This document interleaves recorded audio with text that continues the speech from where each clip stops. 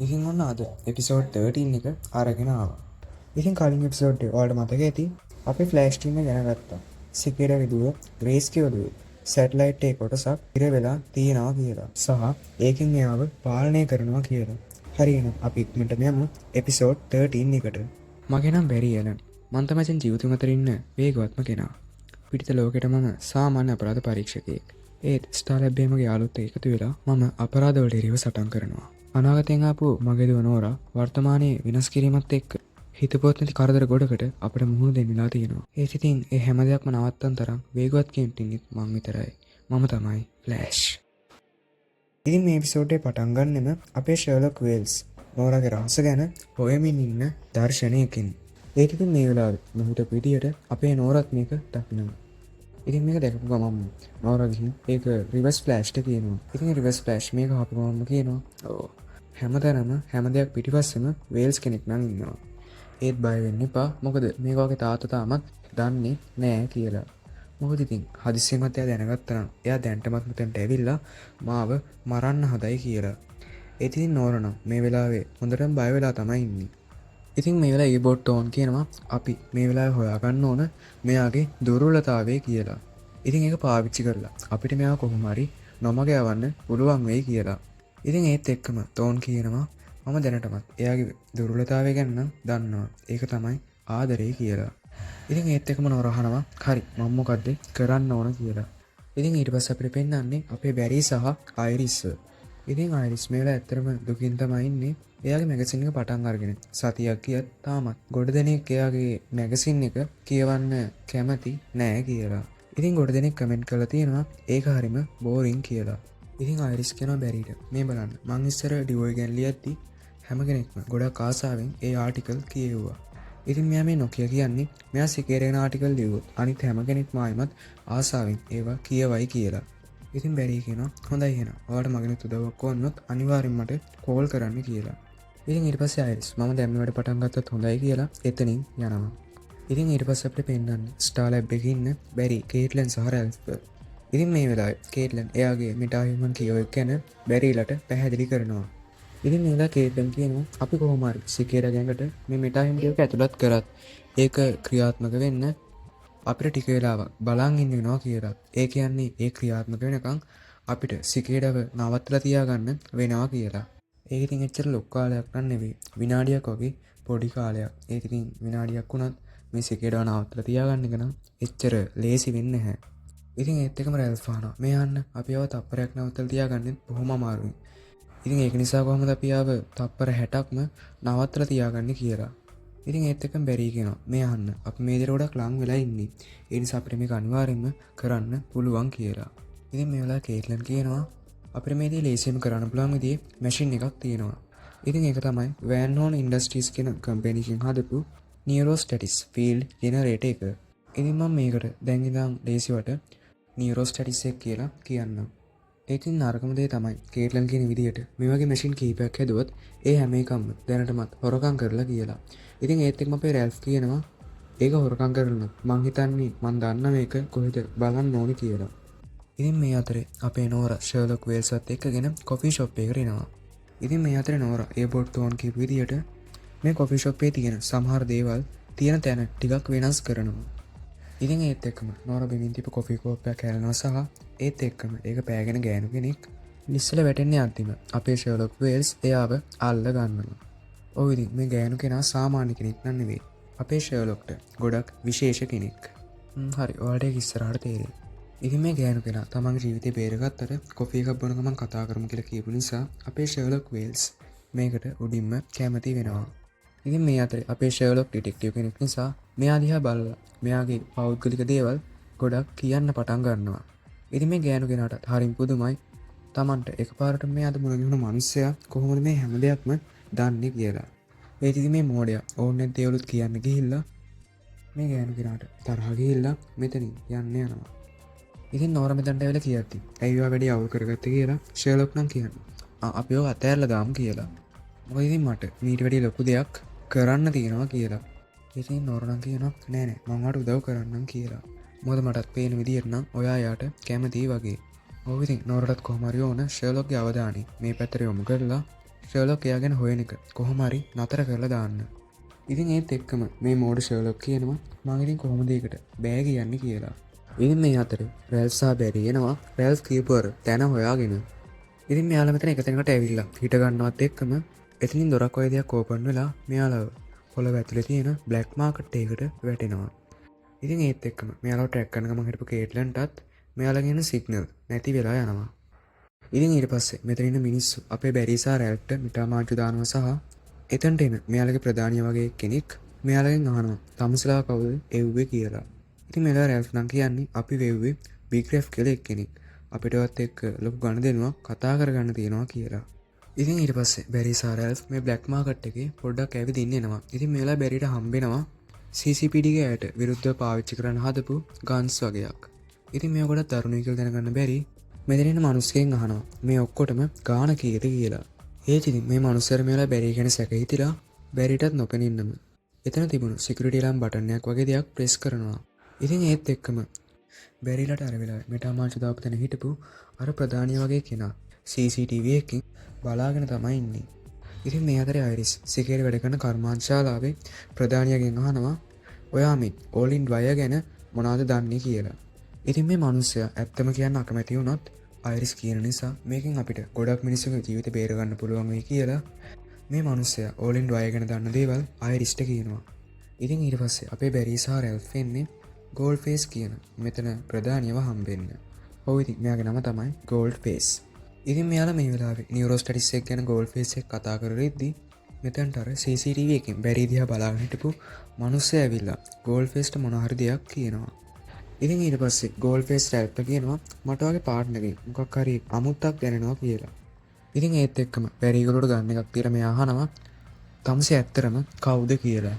ඒකින් බැරි කොහමද මේ වෙලාවේ අපරාධකාරයෙක් වගේ කතා කරලා මෙයාලට මේ බැරි ගැන තියෙන සැකය නැති කරගන්න සමත් වෙනවා. ඉතින් ඊට පස්සේ ආයෙමත් ගෝල්ඩ් ෆේස් මේ දෙන්නට කියනවා හැබැයි ඔයාලට එක හම්බෙන්නේ අද රැයට අපි කරන්න හොරකමට උදව් කරොත් විතරයි කියලා. ඉතින් මේ අතරේ අයිරිස් යනවා හොරාටම ඕලින් වයගේ ගෙදරට. ඉතින් මේ වෙලාවේ එකපාරටම ඕලිනුත් ගෙදරට එනවා. ඉතින් ඒත් එක්කම අයිරිස් ගිහිල්ලා එතන තිබුණ සෝෆා එක පිටිපස්සේ හැංගෙනවා.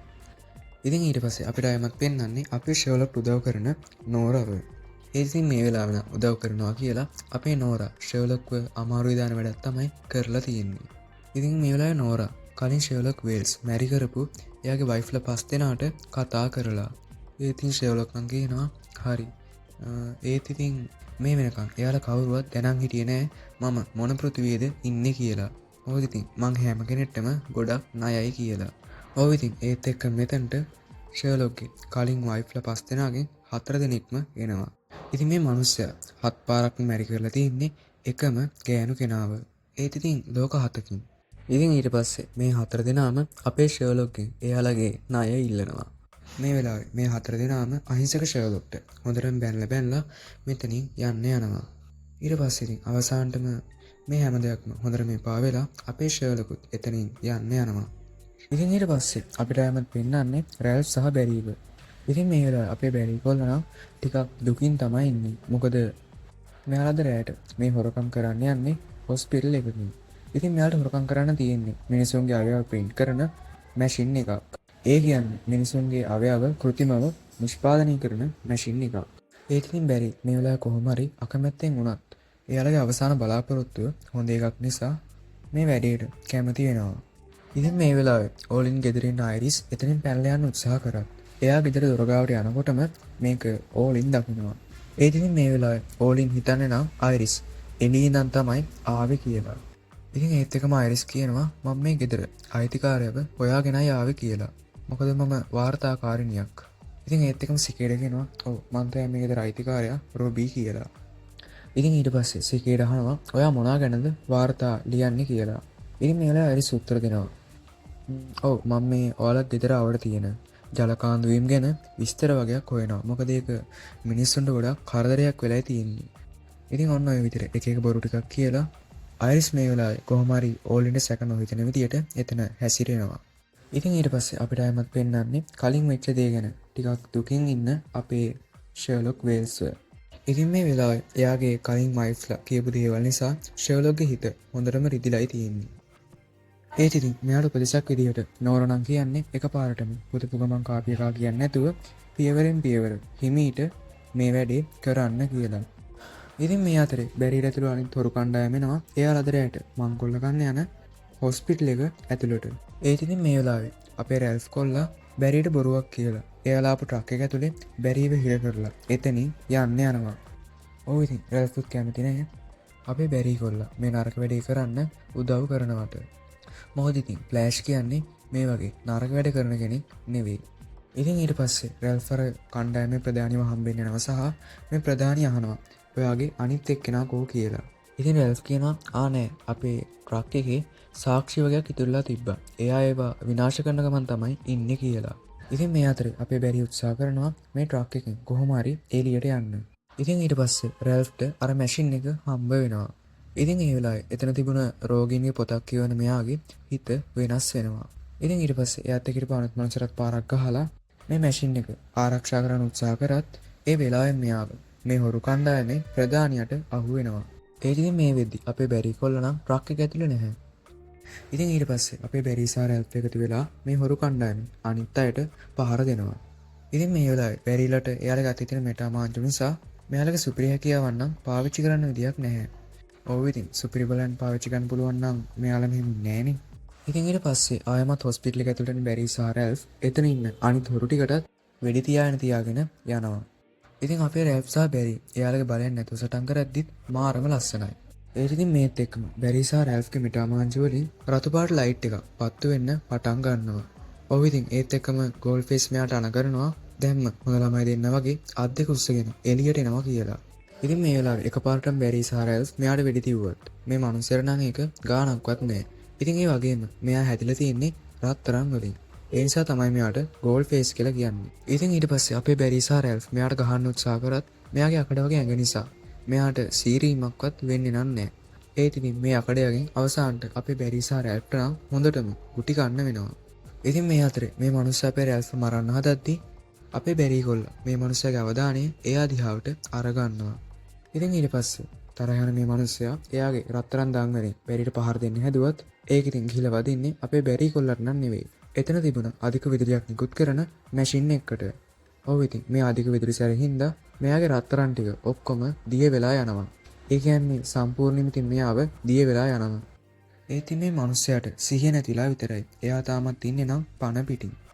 ඉතින් ඒත් එක්කම රැල්ෆ් කියනවා ඔයාට ස්තුතිවන්ත වෙන්න අපි දෙන්න පණ පිටින් කියලා. ඉතින් ඊට පස්සේ එයාගේ වැඩේ කොහොම හරි ඉවර වෙලා අපේ අයිරිස් මෙතනින් යන්න හැදුවත් ඕලෙන් දකිනවා. අයිරිස් මේ යන ගමන් අරන් යන බෑග් එක එයා ගෙට එද්දි නම් එයාගේ අතේ තිබ්බේ නෑ කියලා. ඔව් ඉතින් ඒත් එක්කම වැඩි වෙලාවක් යන්න කලින් සිගේරට තේරෙනවා එයා මෙච්චර වෙලා රැවටුණා කියලා. ඉතින් ඒත් එක්කම හොඳටම තරහ යන සිගේරට රාක්ෂයෙක් වගේ අයිරිස්ගේ පස්සෙන් පන්නන්න පටන් ගන්නවා. ඉතින් ඊට පස්සේ සිගේර අයිරිස් වල්ලගෙන මරන්න ඔන්න මෙන්න තියෙද්දිම එතන තිබුණ පිහියක් අරන් අයිරිස් සිගේර පපුවේ තියෙන තුවාලෙට අනිනවා. ඉතින් මේ වෙලාවම සිගේරට ගොඩක්ම අමාරු වෙනවා. ඉතින් ඊට පස්සේ අයිරිස් ඕලින්ට කියනවා අපි තමසය කොහොම හරි පරාද කරනවා කියලා. ඉතින් ඊට පස්සේ ආයමත් ස්ටා ලැබෙරෙන බැරිලා පරීක්ෂා කරන කේට්ලන් කියනවා එයාලා දෙන්නගම සෞඛ්‍ය තත්ත්වය ආයමත් සාමාන්‍යයි කියලා. ඉතින් ඒත් එක්කම අපේ බැරිට මේ වෙලාවේ අන්නෝන් නම්බරයකින් කෝල් එකක් එනවා. ඉතින් මේ වෙලාවේ කතා කරන්න වෙන කවුරුවත් නම් නෙවෙයි අපේ අයිරිස්. ඉතින් ඊට පස්සේ බැරි රැල්ෆ් සහ කේට්ලන් එතනට ගියත් මේ වෙද්දිත් ඕලින් වය එතනින් පැනලා ගිහිල්ලා. ඉතින් ඒත් එක්කම අයිරිස් කියනවා මං හිතන්නේ මං සිගේරගේ දුර්වලතාවය හොයාගත්තා කියලා. ඉතින් ඊට පස්සේ එපිසෝඩේ අවසානටම අපේ ෂර්ලොක් ආයමත් යනවා අර ගෑනු කෙනාව හම්බ වෙන්න. ඉතින් මේ වෙලාවේ ෂර්ලොක් කියනවා මම ඔත්තුකාරයෙක් නෙවෙයි මම ඩිටෙක්ටිව් කෙනෙක් කියලා. ඒ වගේම කරුණාකර මට ඒක ඔප්පු කරන්නත් අවස්ථාවක් දෙන්න කියලා. ඉතින් ඊට පස්සේ අර ගෑනු කෙනා කියනවා එතන ළඟ හිටපු තඩි මිනිහෙක්ව පෙන්නලා අර මිනිහයා ගැන මොනා හරි කියන්න කියලා. ඉතින් ඊට පස්සේ ෂර්ලොක් කියනවා මට පේන විදිහට මේ මිනිහයාට කිරි ටිකක් ඇලර්ජික් වගේ. මේ මිනිහට අනිවාර්යෙන් මොකක් හරි බඩේකක්ම කොයි දෙයක් තියෙන්න ඕන කියලා. ඉතින් ඒත් එක්කම මේ මිනිහයාගේ පැත්තෙන් ලොකු සද්දයක් සහ ගඳකුත් එනවා. ඉතින් මේක දැකලා අර ගෑනු කෙනාටත් ඇත්තටම පුදුමයි. ඉතින් ෂර්ලොක් කියනවා ඔව් ඒක තමයි මගේ සහජ හැකියාව කියලා. ඉතින් ඔන්න ඔය විදිහට අපේ ෂර්ලොක් කොහොම හරි මේ ගෑනු කෙනාව ෂේප් කරගන්නවා. ඉතින් ඊට පස්සේ මේ ගෑනු කෙනා එයාගේ ෆෝන් නම්බර් එකක් දීලා ආයෙමත් පස්සේ හම්බෙමු කියලා එතනින් යන්න යනවා. ඒතිතින් ඒත් එක්කම අපේ ෂර්ලොක් හොඳටම බය වෙනවා. මොකද ඉතින් මෙයා මේ යන වෙලාවේ අපේ ෂර්ලොක් දැනගන්නවා මෙයත් සාමාන්‍ය මිනිසෙක් නෙවෙයි මෙටා කෙනෙක් කියලා. ඉතින් ඒත් එක්කම ආයමත් ස්ටාර්ලා බේරෙන අපේ ෂර්ලොක් වෙල්ස් නෝර ගැන හොයන්නේ පැත්තකට දාලා ආයමත් සිකේර ගැන හොයන්න පටන් ගන්නවා. ඉතින් මේලා ෂර්ලොක් කියනවා මම සිකේරට ඔයාලට කිසිම හානියක් කරන්න ඉඩ දෙන්නේ නෑ කියලා. ඔව් ඉතින් මෙයා දැන් සම්පූර්ණයෙන්ම උත්සාහ කරන්නේ මෙයා ගලුත් ගෑල් ළමයව ආරක්ෂා කරන්න. ඉතින් ඒත් එක්කම මේක අපේ නෝරත් හොරාට බලාගෙන ඉන්නවා. හරි ඉතින් ඔන්න මේ විදියට එපිසෝඩ් 13 එක ඉවර වෙනවා. හරි ඉතින් මේ එපිසෝඩ් එකේ ඔයා කැමතිම කොටසත් මොකද්ද කියලා අනිවාර්යෙන්ම කමෙන්ට් එකක් දාගෙන යමු. හරි එහෙනම් අපි ආයෙත් ඉක්මනටම ඊළඟ එපිසෝඩ් එකෙන් හම්බ වෙමු.